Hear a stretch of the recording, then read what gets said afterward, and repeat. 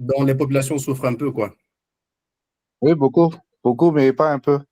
Euh, L'électricité, c'est encore 80% de la ville qui a l'électricité. Wow. Et 20% de la ville n'a pas d'électricité. Oui, l'électricité a été coupée lors du passage de cyclone Mhm. et plusieurs habitations ont été détruites. D'accord. Eh Mais on bien, essaie de s'en sortir quand même.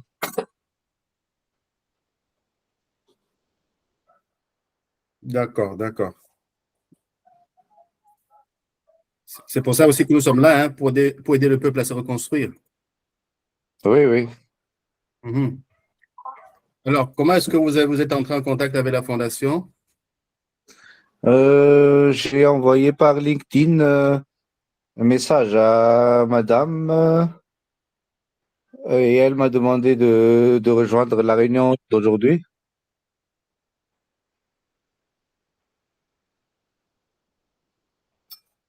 Vous Super, c'est m'entendez? excellent.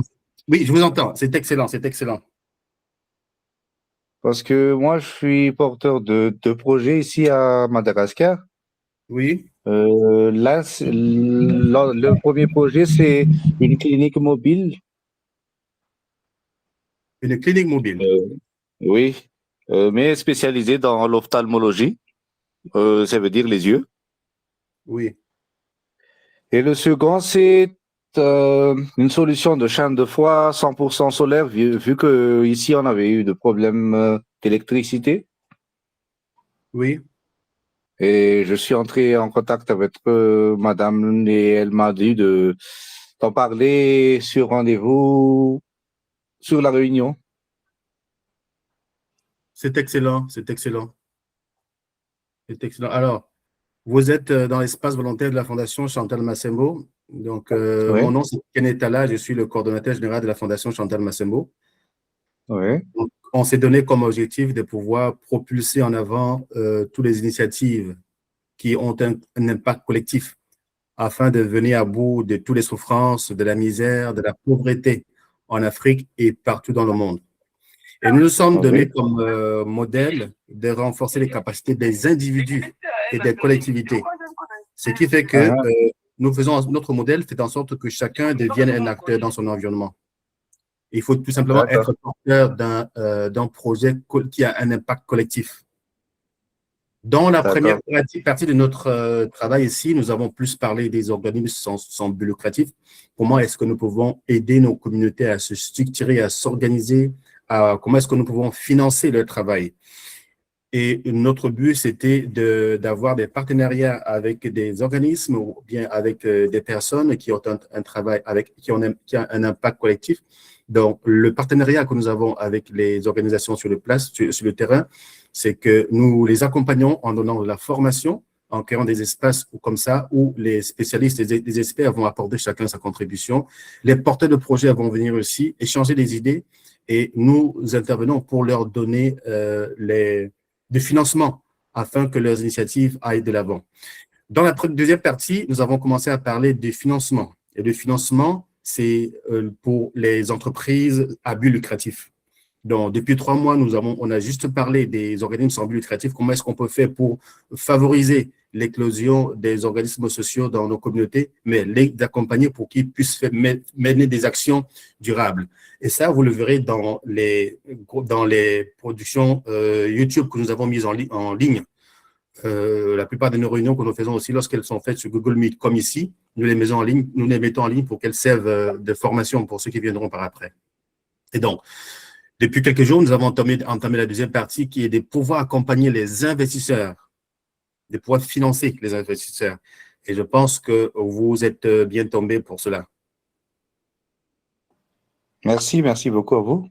Voilà, voilà. Euh, une petite précision, j'ai oublié, je suis aussi président d'une association qui travaille ici à Madagascar, qui œuvre ici à Madagascar. Oui. Alors, l'association, elle fait quoi? Notre association, elle travaille dans le secteur de la santé aussi. que ce D'accord. soit oculaire ou tout santé. D'accord, tout ce qui touche la Et santé. on va vers les gens qui sont dans les coins reculés, là, qui sont enclavés. Donc, on apporte la D'accord. santé pour les gens qui ne peuvent pas venir dans les grandes villes. Super, super. Alors, vous êtes bien tombé.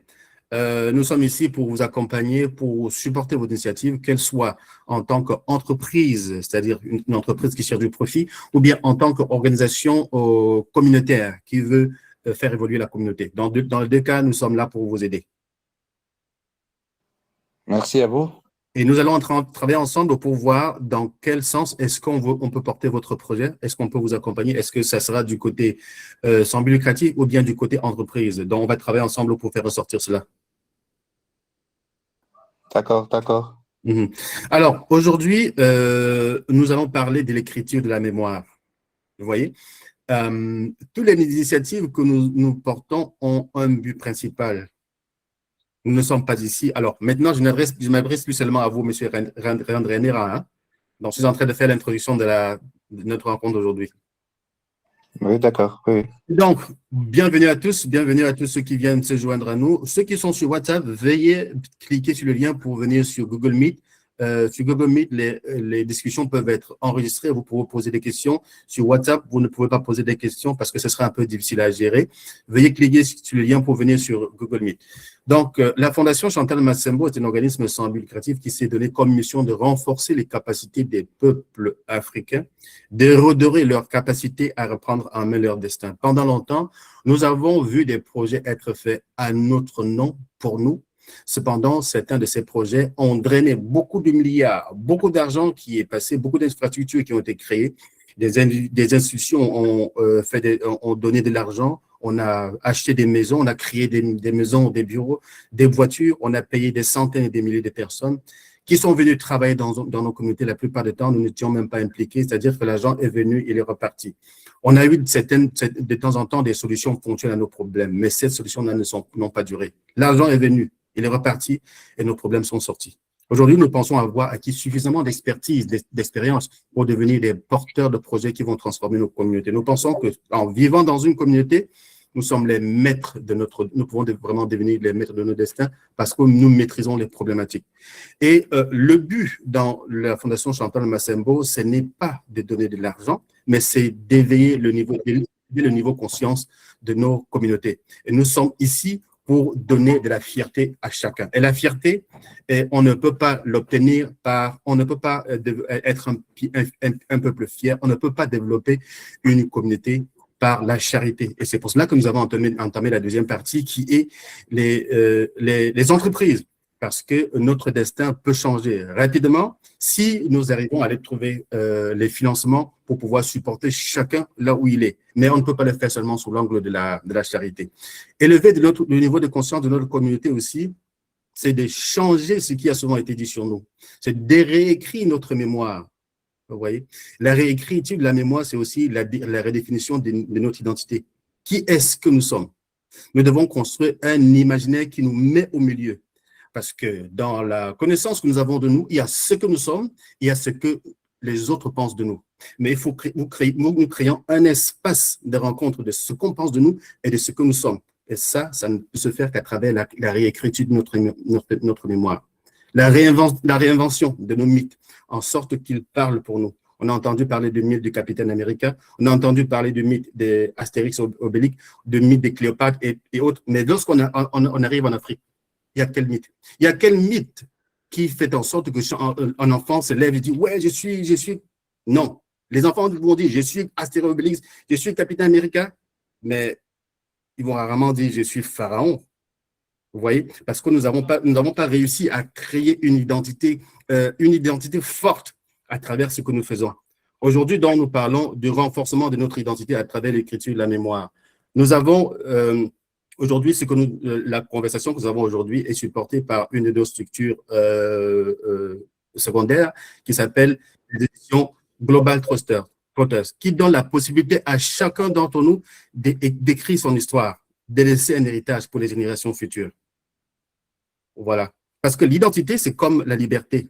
Elle ne se donne pas, elle s'arrache à travers les mythes, à travers les mythes qui sont inspirés de là où nous voulons nous diriger, mais aussi de la force de notre histoire, de la grandeur. On a parlé de Mandela, on parle des rois Makoko, on parle des rois Benza. Pourquoi est-ce que depuis longtemps, est-ce qu'il y a des nouveaux rois Makoko? Est-ce qu'il y a des nouveaux Mandela? Est-ce qu'il y a des nouvelles reines Zinga? Oui. L'histoire, elle est écrite, mais elle est d'abord vécue. Et nous sommes des rois Makoko, nous sommes des reines Zinga. Mais le fait que nous n'écrivions pas notre histoire fait qu'on ne nous connaît pas, on continue à nous comparer à des singes. C'est à nous de venir changer cette histoire à travers la réécriture de notre histoire. Donc, soyez les bienvenus dans l'espace volontaire de la Fondation Chantal Massembo. Ici, nous parlons de littérature, nous parlons de l'écriture de notre histoire. Chacune des destinées est une merveilleuse histoire qui mérite d'être racontée. Parce que c'est cela que ceux qui resteront, que l'histoire retiendra de nous. Mais est-ce que nous avons écrit notre histoire? Donc, voilà le thème d'aujourd'hui. Nous allons discuter pour que finalement nous puissions bâtir cet imaginaire qui fera que nous puissions nous présenter en face du monde comme un peuple qui est digne à travers ce que nous faisons, mais à travers l'image que nous avons de nous. Donc, le thème est lancé, le débat est lancé. Nous donnons la parole à celui qui veut la prendre. Merci à tous.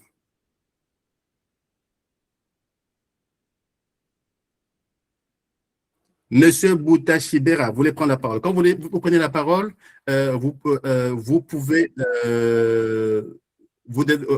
mettre votre caméra. Quand vous prenez la parole, vous pouvez mettre votre caméra, ça permet de vous voir aussi.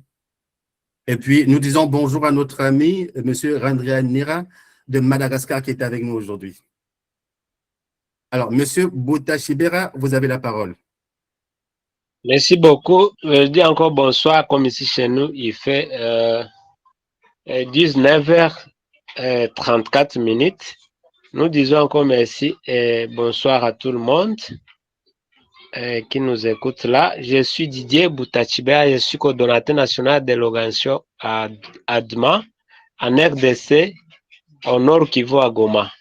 Voilà, merci. Et pour le thème d'aujourd'hui, je venais de suivre avec intérêt par rapport à comment rédiger notre histoire. C'est une question aussi que je voudrais me poser et je voudrais avoir aussi des informations quant à ça. Comment écrire notre histoire. Alors, j'imagine, pour écrire l'histoire, je pense que ça dépend de tout et chacun. Et si ça va cadrer avec la culture de race ou tribu, ou bien émanant de notre histoire, de notre pays, peut-être là, je ne sais pas, il faudrait peut-être éclaircir comment est-ce qu'on va écrire son histoire. Merci beaucoup, c'était ça. Merci beaucoup, monsieur Boutachibera. Nous sommes en plein dans le sujet. Lorsqu'on parle de l'écriture de notre histoire, il faut savoir que l'histoire, elle est dans les livres, mais l'histoire n'est pas dans les livres, à vrai dire. L'histoire, c'est d'abord le vécu individuel de chacun. C'est lorsque cette histoire-là est écrite dans les livres qu'elle va être consignée et laissée dans la postérité. Pendant longtemps, c'est l'histoire que l'on connaît de l'Afrique. C'est une histoire qui a été écrite par d'autres. Pourquoi? Parce que nous ne mettons pas en écrit ce que nous vivons. Ce que nous avons vécu, chacun de nous a vécu dans sa vie, c'est quelque chose qui peut être, qui doit être écrit. Parce qu'à chaque moment de notre vie, nous avons des solutions. Il y a des choses que nous avons traversées. Il y a des choses dont nous avons nous-mêmes la clé. Écrire notre livre, c'est partager les aspects de la vie que nous avons traversés et que nous avons pu traverser avec succès pour que les prochaines personnes, quand ils vont arriver là, ils puissent s'inspirer de notre histoire de vie pour pouvoir ne pas faire les mêmes erreurs. Chacun de nous a une histoire qui est singulière et c'est les singularités de chacune des histoires qui fait notre histoire collective. Et c'est en mettant ces singularités-là ensemble que nous arrivons à construire des solutions collectives pour nos problèmes à tous. C'est comme cela qu'on écrit notre histoire, M. Boutachibera. Merci beaucoup de l'ajout et l'expérience que vous avez, ce que vous êtes doué en matière. On comprend, mais d'accord, ça c'est vrai. Alors, on va alors suivre le débat et on saura comment est-ce qu'on pourra le faire. Merci beaucoup. Merci beaucoup, M. Boutachibera. Alors, qui d'autre voudrait prendre la parole?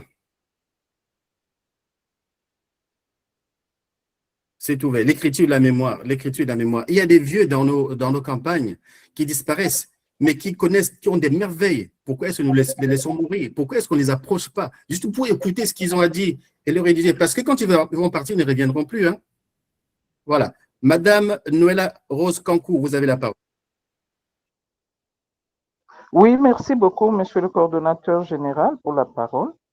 Je suis vraiment très contente pour ce thème de ce soir.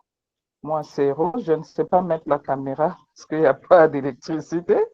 Donc, je pourrai le faire prochainement. Je suis Rose Mboui. Je suis à Mbujimaï, en République démocratique du Congo. Donc là, je voudrais juste dire que nous allons réécrire notre histoire dans quelle langue? Parce que déjà, nous parlons des langues étrangères. Quelle est la langue que nous allons utiliser pour réécrire notre histoire? Donc, c'était ça un peu ma préoccupation, si elle peut trouver une réponse. Merci. Voilà, merci beaucoup, merci beaucoup. Alors, je vais me jeter, je vais d'abord essayer une réponse et puis on va laisser que les autres puissent répondre. On va y aller simplement. Ma vie, lorsque je vis ma vie est écrite dans quelle langue?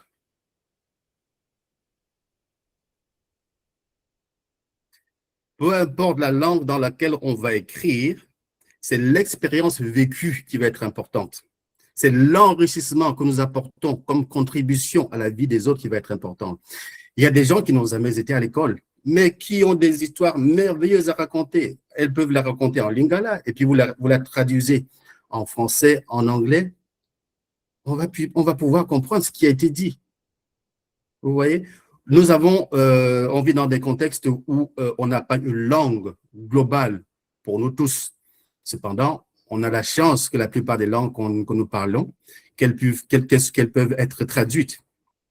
Et si une histoire est écrite en lingala ou en kikongo, on va absolument pouvoir la traduire, quelle que soit la langue dans laquelle elle va être écrite, on va pouvoir la traduire pour que ce qui est consigné là-bas soit laissé dans le patrimoine immatériel de l'humanité, pour que nos enfants, nos fils et nos filles, pour que le monde tout entier puisse en profiter.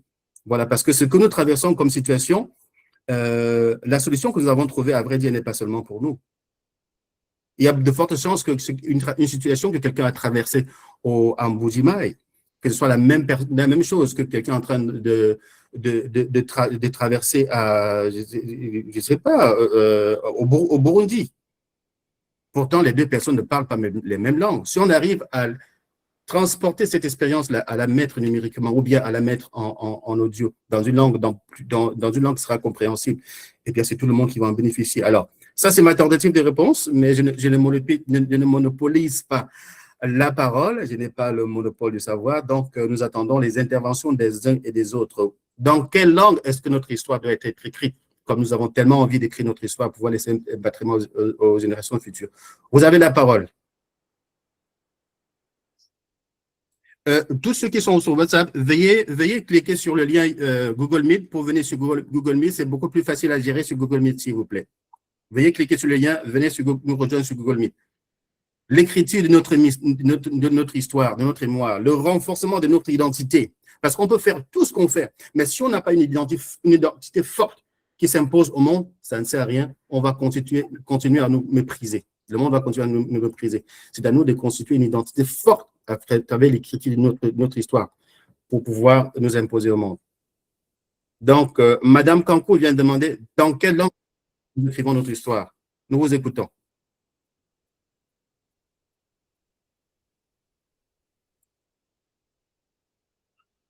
Non. OK. Est-ce que vous avez la possibilité qui prend la parole sur WhatsApp? Est-ce que c'est possible pour vous de venir sur Google Meet? OK. Monsieur Randrenira, bonjour, vous avez la parole. Moi, je dirais que peu importe la langue qu'on utilise, ce qu'il faut, c'est qu'on se comprend. C'est qui a pris la parole? C'est moi, c'est Yersu Tandianir. Ah, OK, excusez. Super, super. Merci beaucoup. En vidéo. Yes, on se voit. Excellent. peu importe la langue qu'on utilise, le but c'est que la personne à qui on parle comprenne ce que l'on voudrait faire passer.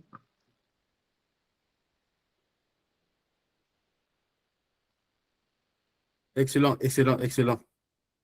Je me rappelle quand j'étais petit, il y a un écrivain de Madagascar, dont j'ai lisé l'écrit qui s'appelait Rabemananjara. C'est sûr que ce qu'il a écrit, ce n'était pas en français, ça a été réécrit en français. Mais Rabemananjara, les choses tellement intéressantes qu'il écrivait, c'est sûr que la langue d'origine, ce n'était pas le français. Mais il a pu le traduire. Voilà, alors, nous donnons la parole à qui veut la prendre pour parler dans quelle langue est-ce que nous devons écrire notre histoire. Dans quelle langue est-ce que nous devons écrire notre histoire?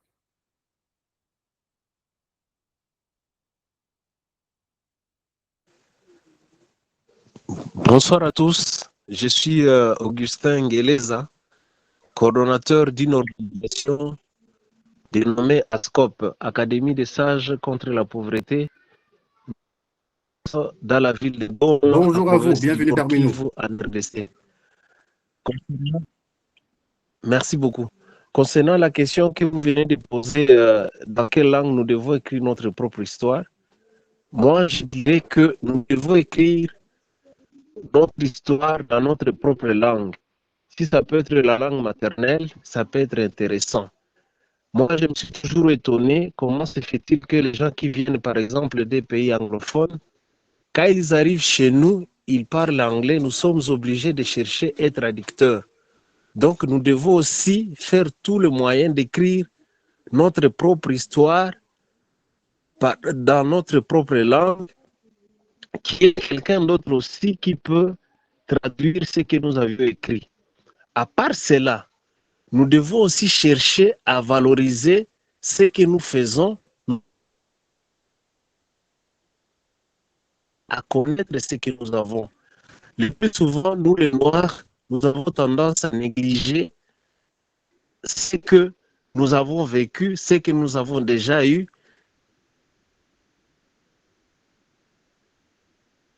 Dit que le leadership ne commence pas toujours au sommet de la pyramide, mais parvient toujours à affecter ceux qui y sont. Cela parvient à dire que nous devons être d'abord des leaders au niveau local, puis nous devons aller très loin. Donc, pour l'histoire, je dirais que nous devons valoriser nos propres langues. Merci.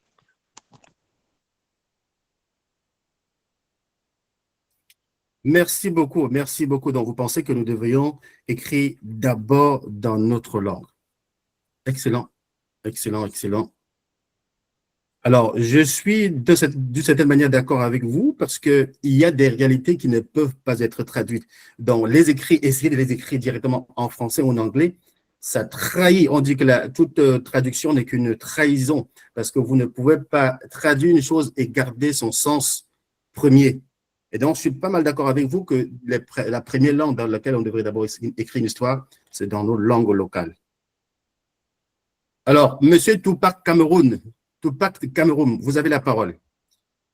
Quand c'est possible, veuillez mettre votre caméra, s'il vous plaît. Vous avez la parole. Ok, merci, bonsoir à tous et merci pour cette réunion. Pour moi, je dirais écrire notre histoire, ce serait d'écrire une histoire dans une langue commune. Et ça vient ici, là, un peu porter comment dire, une prospection sur, une introspection sur les organisations de la société civile. En passant, je suis responsable d'association dénommée Tupac, basée au Cameroun. Et ce thème revient ici à réfléchir, à donner une réflexion sur la mission de l'humanitaire dans sa localité, à savoir régler, comment dire, apporter des solutions aux populations des solutions adaptées à leur culture, à leur quotidien, pour pouvoir créer une histoire commune. C'est ce que moi, je perçois de cette thématique. Merci. Merci beaucoup, monsieur. C'était quoi votre nom, excusez-moi? Oui, mon nom, c'est Ngotio Christian. Merci beaucoup, monsieur Ngotio, monsieur Christian. Votre inspiration est très bonne parce que c'est exactement le modèle dans lequel fonctionne la Fondation Chantal Massembo, c'est-à-dire que c'est vous, en tant qu'acteur de votre communauté, qui allez écrire votre histoire en transformant votre communauté. On ne vous demande pas d'aller balayer dans les rues d'à côté, on vous demande de trouver des solutions concrètes dans votre environnement. Donc, écrire notre histoire, c'est transformer notre culture en solution dans notre terroir. Merci beaucoup pour votre intervention. Quelqu'un d'autre voudrait prendre la parole? Nous parlons de l'écriture de la mémoire. Tant que notre mémoire ne sera pas écrite, nous ne serons pas respectés.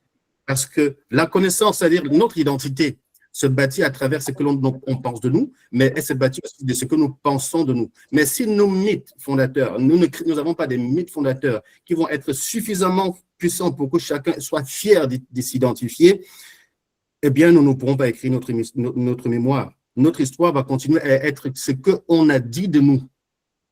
Voilà, et nous continuerons à baisser les chines. Et la Fondation Chantal Massembo a pour but de nous aider à relever les chines, à devenir droit, à nous affirmant, pas seulement à travers ce que nous disons, mais à travers l'image que nous avons de nous. Vivre dans un environnement qui est sain, c'est être fier. On peut s'afficher au monde parce qu'on se dit, je suis en santé, je vis dans un environnement sain. Là, je viens de faire un clin d'œil à l'écologique, un des axes de travail de la Fondation Chantal Massembo. Nous donnons la parole à M. Chingwere. M. Chingwere, vous avez la parole.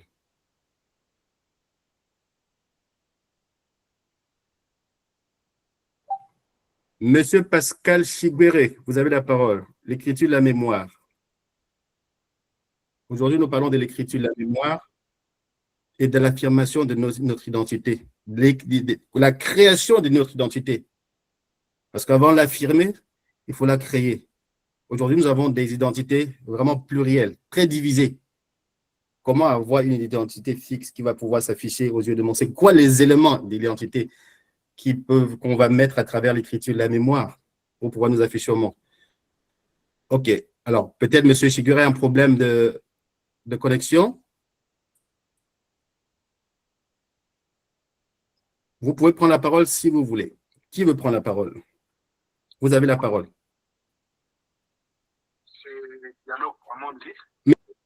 Est-ce que c'est possible pour vous de venir dans Google Meet?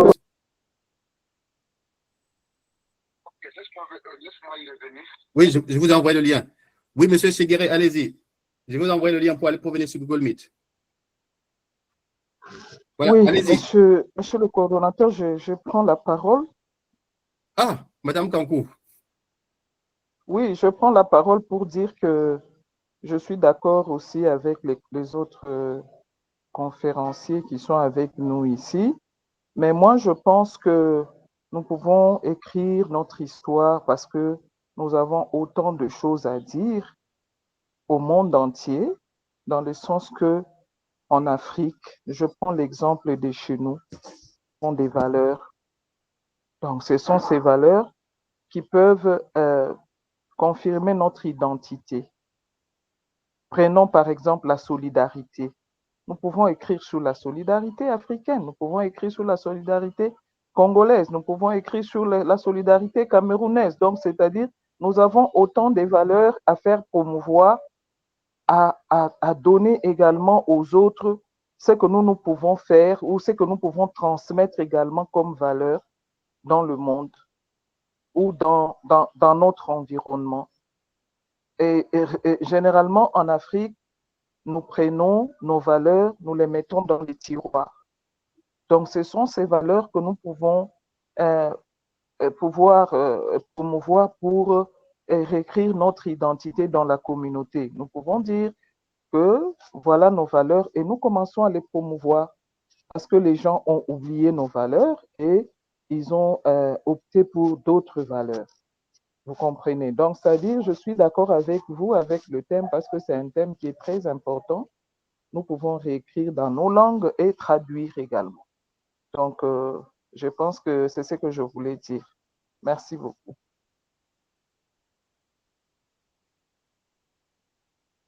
Merci beaucoup, Madame Kanko, c'est apprécié. Donc, écrire notre mémoire, c'est écrire notre culture, écrire notre culture pour que notre culture ne continue pas à être détruite. Voilà, merci beaucoup. Alors, qui d'autre voudrait prendre la parole? Vous avez la parole. Monsieur Yacoub, vous avez la parole.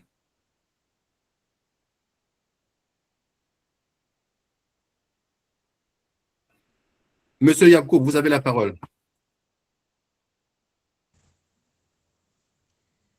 Bonsoir à tout le monde. Bonsoir à vous. Bonsoir à vous. Et moi, c'est M. Gamal Adam depuis le Tchad. Et concernant la mémoire de l'Afrique, nous devons écrire la mémoire de l'Afrique en nos langues locales. Et aussi, si possible, identifier les langues locales qui sont plus parlées, généralement en Afrique.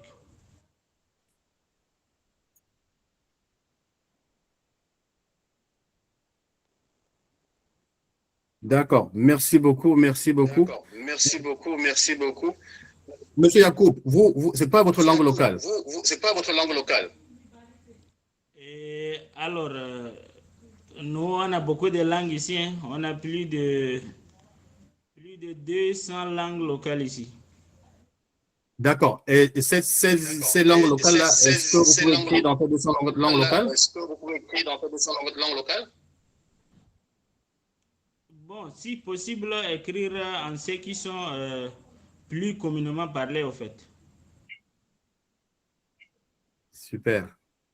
Super. Donc, ça veut dire que nous devons d'abord apprendre nos langues locales. Nous devons d'abord apprendre nos langues locales. Ouais.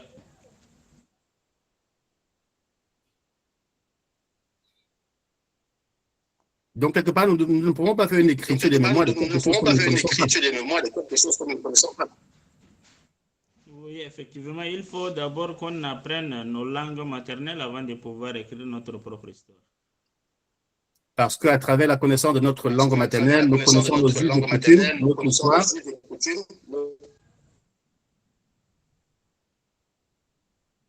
Justement parce qu'il y a des choses qu'on ne peut pas traduire dans d'autres langues. Oui, tout à fait. Je suis d'accord avec vous. Merci. Cependant, peut-être qu'il ne faudrait pas que le fait que la langue locale ne soit pas écrite nous bloque.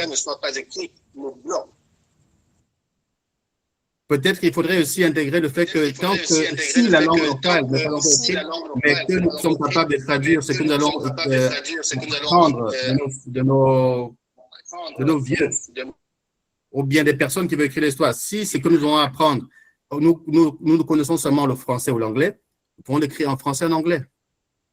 En attendant que la langue locale, en attendant de pouvoir maîtriser la langue locale, c'est ce que je pense. Pour qu'il n'y ait pas de vide. Voilà. Merci beaucoup, M. Jamal. Merci beaucoup. Alors,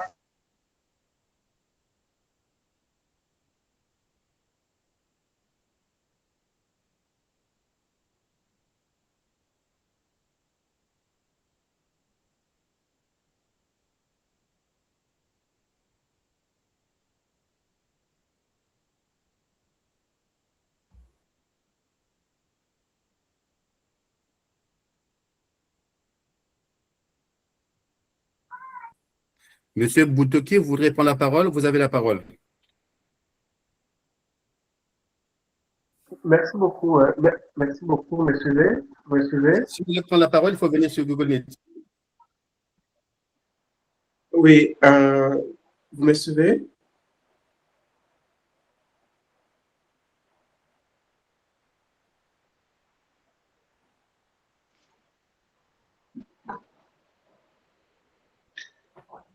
Monsieur Boutoki, vous avez la parole. Allez-y, nous vous écoutons.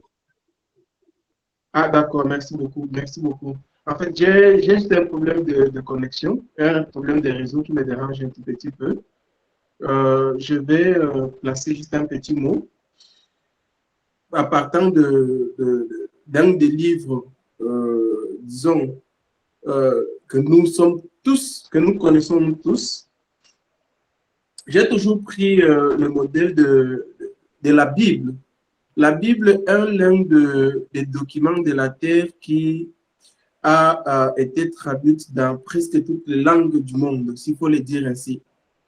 Et parmi les choses qui m'ont permis personnellement d'aimer la littérature, d'aimer l'écriture, d'aimer vraiment lire et apprendre, découvrir d'autres langues, il y a aussi le fait pour moi de désirer connaître ou alors découvrir, lire la Bible dans d'autres langues.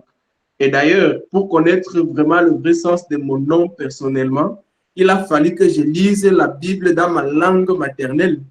Parce que, bon, mes parents m'ont appris à comprendre que les identités sont déjà définies dès le départ par ces livres-là. Alors, je suis de ceux qui estiment que pour essayer de faire vivre la culture africaine, pour lui redonner une certaine pérennité littéraire, nous avons un intérêt de revaloriser nos langues locales, oui, et de leur accorder une priorité dans la rédaction. Seulement, je suis en train de me poser une question dans cette approche dans cette approche littéraire de la rédaction de soit une histoire, soit une réalité. En fait, ce que nous voulons ramener à l'écrit, je suis en train de me poser la question, est-ce que nous allons arriver à une forme de codification littéraire de nos réalités culturelles en Afrique et qui peuvent être, ou alors le code littéraire qui peut être traduit après avoir récupéré peut-être nos écrits ou alors nos cultures, nos histoires, une fois codifiées d'une manière littéraire, nous pouvons être capables maintenant de soumettre ce code littéraire de nos histoires, de nos réalités africaines, de les soumettre à des propositions de traduction dans d'autres langues étrangères qui ne sont pas forcément des langues, disons, des langues africaines. C'est parmi les préoccupations qui sont dans ma tête maintenant. Quelle est la perspective, quelle est la motivation? Est-ce qu'on veut aboutir à une forme de codification littéraire de nos cultures, de nos pratiques? Et une fois cela fait, est-ce que nous voulons vraiment aboutir à cette nécessité de faire consommer ce code littéraire de nos pratiques, de nos traditions à l'humanité tout entière? Bon, voilà un peu ma préoccupation, mais je suis tout à fait d'accord que nous devions partir de nos langues locales, si nous sommes capables déjà de les parler, de les lire, de les écrire nos histoires en langue locale, ça serait déjà très intéressant. Donc voilà un peu ce que je pouvais dire à ce moment le plus précis. Je vous remercie.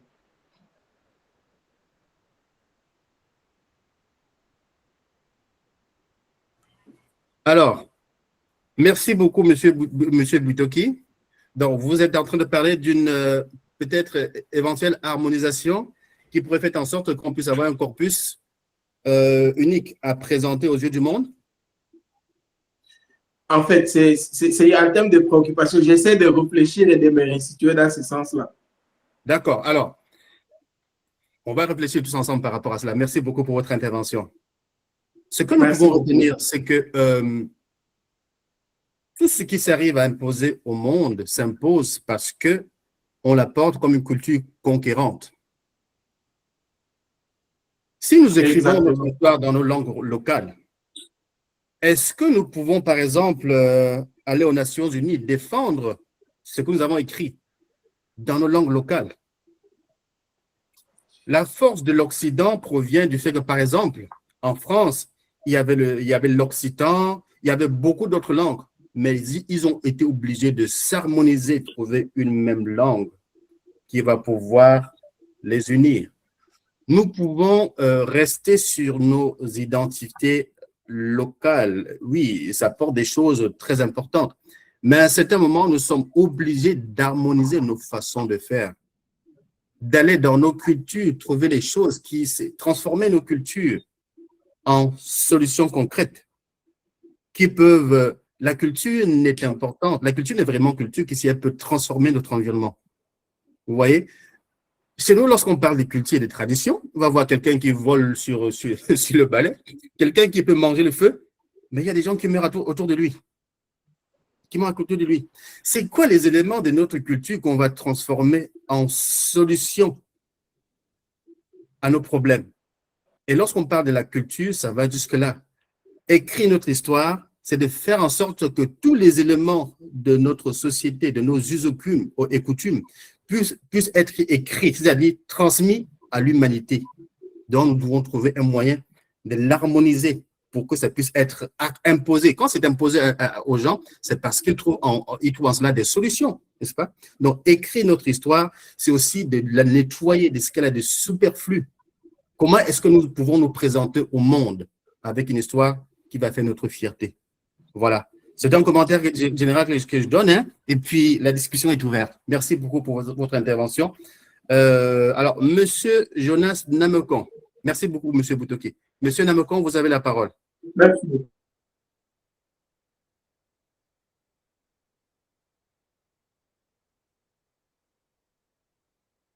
Monsieur Namekon? Monsieur Namekon, ouvrez votre micro, s'il vous plaît.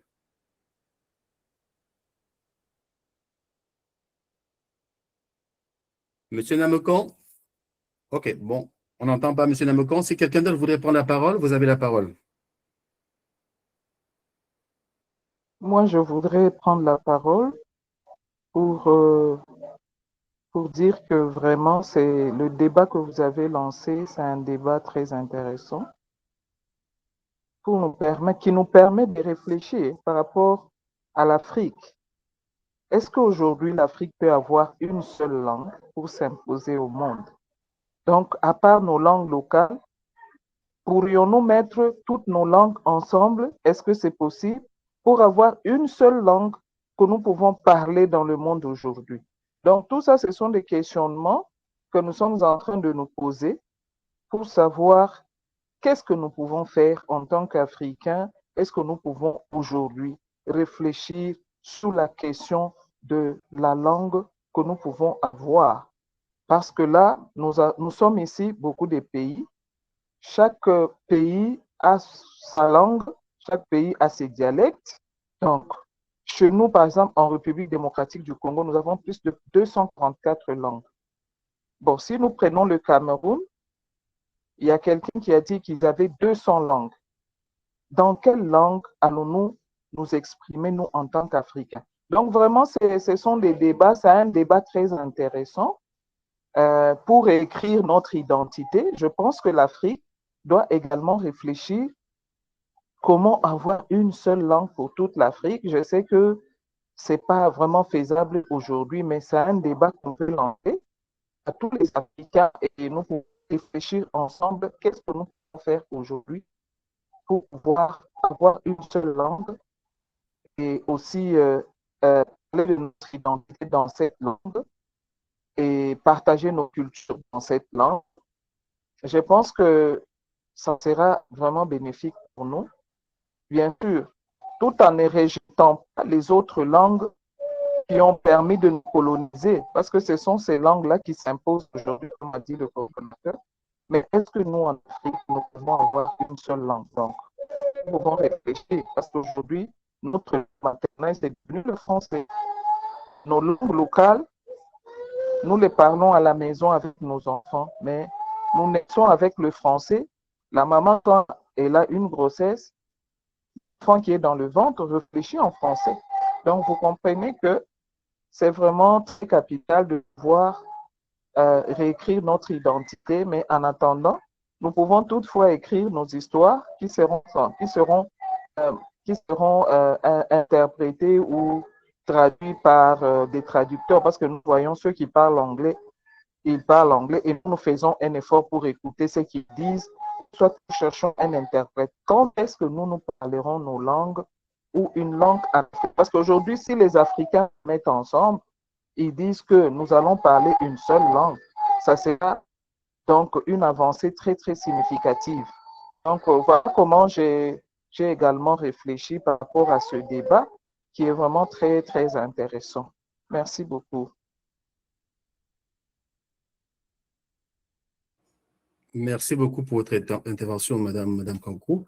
C'est vraiment un débat de fond et là, vous avez mentionné vraiment quelque chose de très important.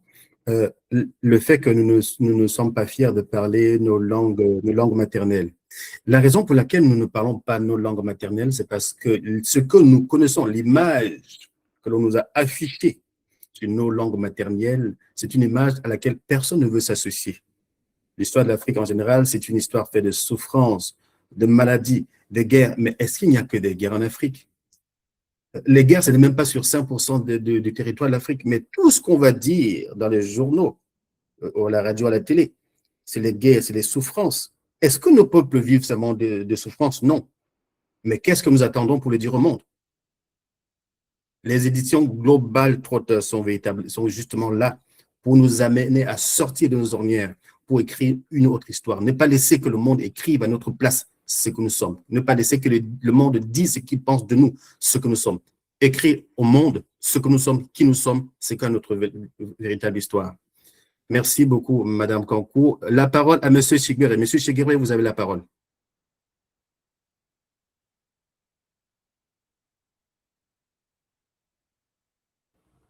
Monsieur Chiguere, vous avez la parole.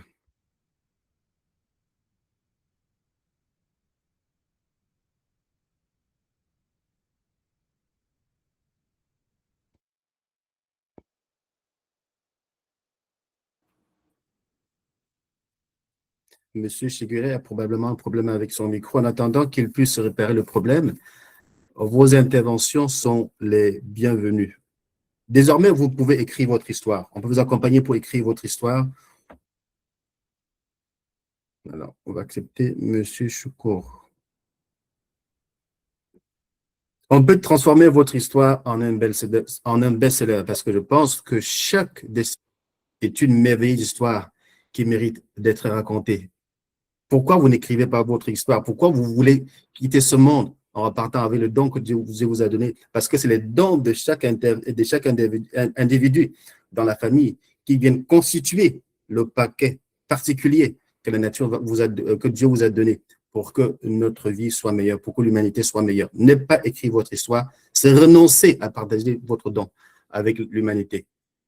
Les éditions Global Trotters vous donnent l'espace pour vous exprimer, faire de vos histoires de vie des best-sellers. Alors, l'espace est ouvert, vous pouvez vous exprimer, s'il vous plaît. Vous pouvez prendre la parole. Il y a dans nos communautés des gens qui font des choses merveilleuses, mais que personne ne connaît.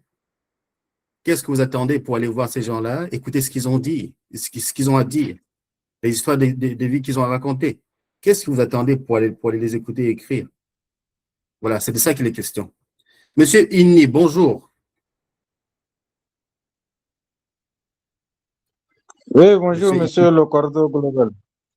Comment ça va aujourd'hui? Oui, ça va, alhamdulillah, ça va très bien. Et de votre côté? Tout va très bien, merci beaucoup. Merci. Alors, qu'est-ce que vous pensez du thème d'aujourd'hui? L'écriture de la mémoire. Écrire notre histoire, qu'est-ce que vous en pensez? Parce que jusqu'ici, tout ce qu'on dit de nous, tout ce que nous connaissons de nous, c'est ce que quelqu'un a dit de nous, à tel point que nous n'aimons même plus parler nos langues maternelles, parce que notre langue maternelle nous renvoie à l'identité que nous avons entendu dire de nous, parce que nous ne connaissons pas notre culture. Que pensez-vous du thème et réécrire notre histoire, nous approprier notre histoire à travers l'écriture? Qu'en pensez-vous? Je vous reviens dans peu de temps puisque je me suis connecté avec un peu de retard, donc je ne suis pas totalement à la page encore. D'accord, il n'y a pas de problème. Nous vous attendons. Votre intervention est bienvenue. Ok, merci. Je vous en prie. Monsieur Académie des Sages, vous avez la parole.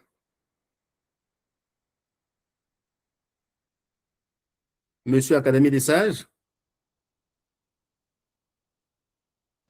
Merci beaucoup pour la parole. Je reviens encore une fois. Est-ce que là, vous m'écoutez?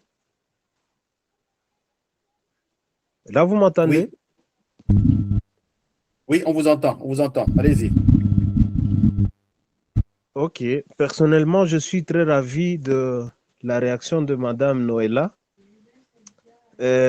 Personnellement, je dirais encore une fois que écrire notre propre histoire dans notre propre langue locale, c'est une chose très agréable. Si nous écrivons notre histoire, c'est pour notre communauté d'abord, avant que les étrangers ne consomment ce que nous vivons, ce que nous produisons, nous devons à consommer nous-mêmes. Écrire dans d'autres langues, c'est une façon aussi de se faire connaître sur le plan international. Il y a Madame Noëlla qui a posé la question de savoir dans quelle langue nous pouvons écrire notre propre histoire ou dans l'avenir, quelle langue pouvons-nous utiliser en Afrique. Je crois que le français et l'anglais restent les deux langues qui sont prises à compte dans tous les pays, presque dans tous les pays.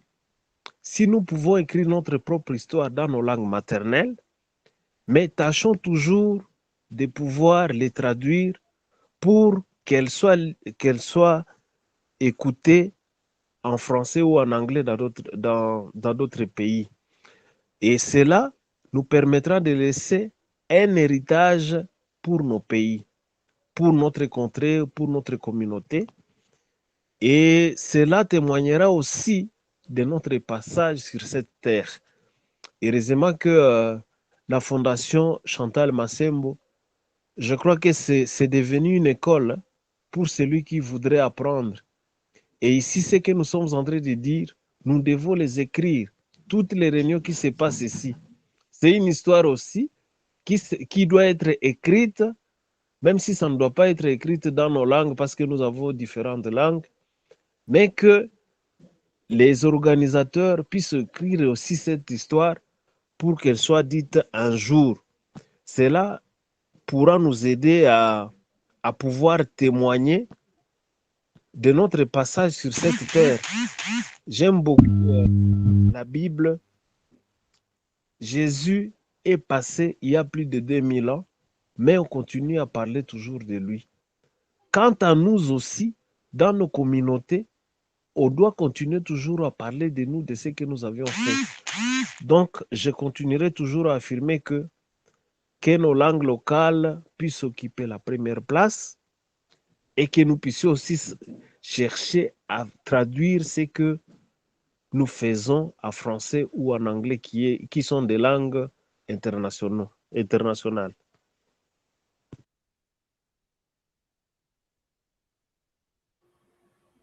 Merci pour ces propos. Merci pour ces propos vraiment plein de sagesse. Merci beaucoup. Un des buts de la Fondation Chantal Massembo, c'est que justement notre histoire soit écrite. Que nous puissions écrire ensemble les plus belles pages de notre histoire. Ce n'est pas seulement à travers ce que nous racontons, mais aussi à travers ce que nous faisons, à travers les transformations que nous faisons dans nos communautés. Si je suis fier de savoir que demain, si je suis malade, je vais pouvoir être soigné. Si je suis fier de savoir que demain, je ne vais plus attraper le paludisme parce que c'est propre autour de moi. Si je suis fier de savoir que quand mes enfants vont naître, ils vont pouvoir aller à l'école. Eh bien, c'est une histoire que je suis content d'afficher au monde entier.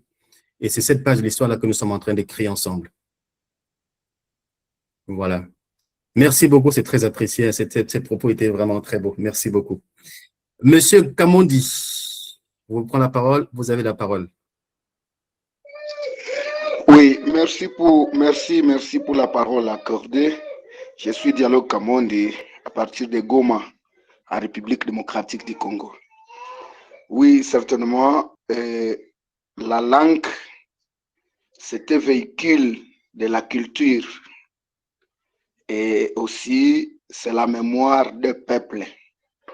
C'est pour cette raison et nous disons merci à la Fondation Chantal Massembo pour cette initiative Et normalement, ce n'est plus l'état de pérorer, soit de parler à l'heure. C'est le moment que les Africains, nous puissions prendre la décision et décider de quelle langue nous allons pouvoir commencer à écrire l'histoire de l'Afrique.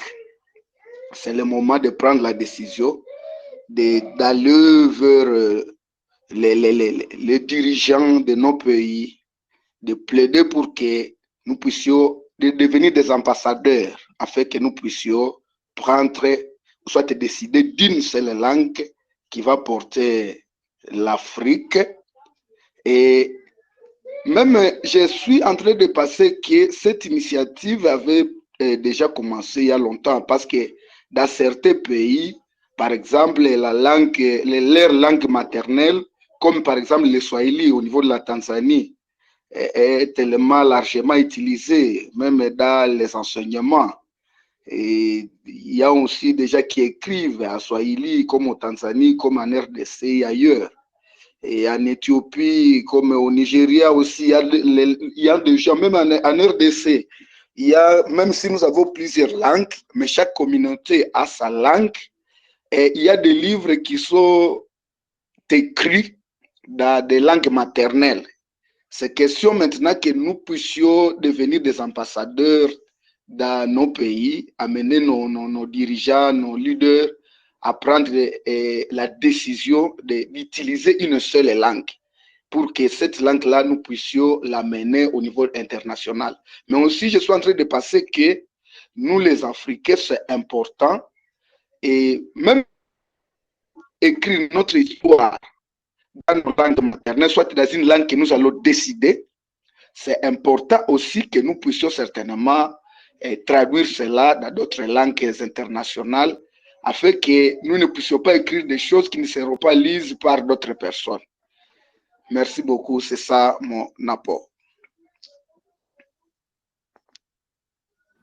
Merci beaucoup, merci beaucoup. Justement, les éditions Global Trotter sont situées en Amérique, ce qui vous donne un accès rapide au monde entier.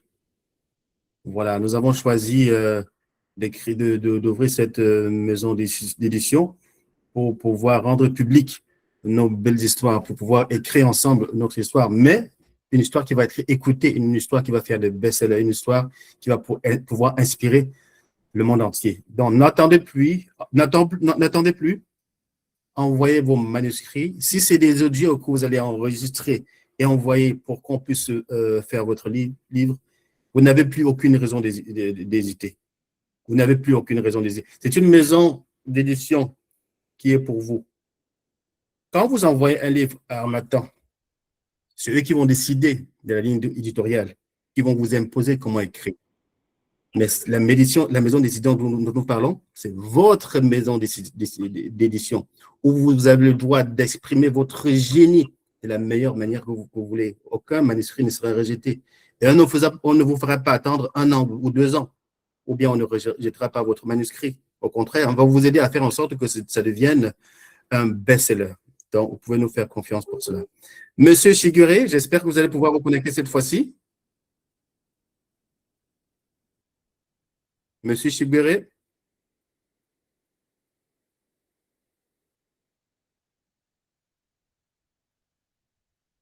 Bon, Monsieur Chiguré, décidément, a beaucoup de mal avec avec beaucoup de problèmes techniques. Bonjour. Bonjour. Comment allez-vous? Ah oui, je me sens un peu bien. J'avais une difficulté. Oui, nous vous écoutons. Allez-y. Mon téléphone a des petits soucis. Mais quand même, ça va, ça vient de s'améliorer davantage. D'accord. Oh, mais ok, bon.